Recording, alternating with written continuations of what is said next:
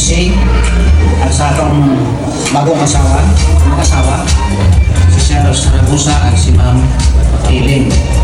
Ang imaman sa magmagayi, tao kong si Silvio, nanay at tatay magayi.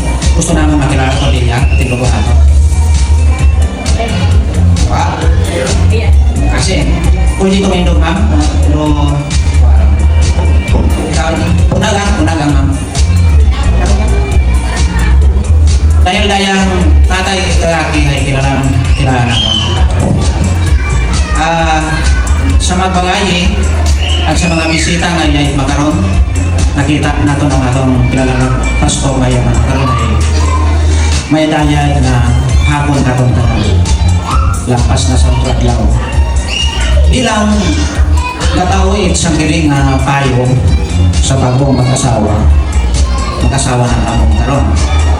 No? Dahil makaroon pa ang kamaging kasal. Nanyahalin makaroon mag-asawa nito. Ang mahamba ko sa kay Ma'am Eileen kay kalangahon mo nga halin makaroon may ibong dapat kasakupan ayon sa Biblia. Dahil sa Episodos sa 5 at 22 ang babae dapat pumasakop sa asawa niyo natin. Kung ano man ang imong mga plano at silang pagpangabuhi ay ikonsulta mo kay Mr. Saragosa. Ako na ito kung may kaso man halimbawa ang pinapangayo, mapalpak ang plano ay huwag masuganan. Ay kung may mawar kasayon ay argumento kita. No? Imaman ng lalaki.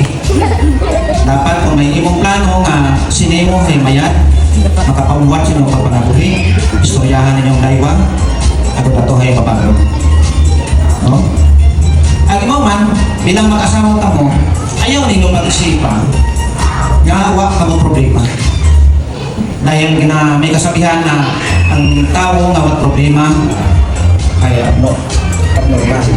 Pero ang tao nga normal, natural may problema git. Kung may problema man, istoryahan ninyo kung ano yung mayan at kung sino man kinyo do may mali, aminon lagi. Halimbawa, babae may mali, aminon. Kung gagaki may mali, isang gagaki ka, ako ang mahayop pasensya. Dahil kung sa'yo mo, klaro mong ikaw ang mali, hindi ka pa mag-ako, ay wala mo rong inaway kahapon na rin resulta. Para magtibay ang inyong pag-ibang, kabuhay, kapagoon, ay luyon do